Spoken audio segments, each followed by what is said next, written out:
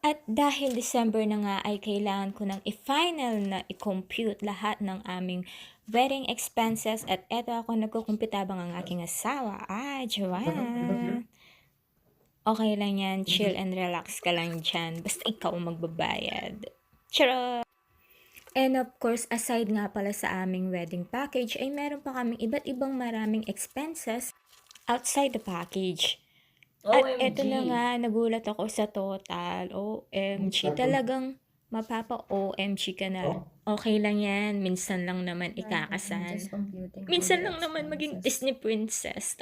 Talaga nga namang literal na matutulala ka talaga. This is our second wedding at ito talaga yung pinaghandaan namin since it will be a church wedding. The one that I dream of. Eto na yon, malapit na.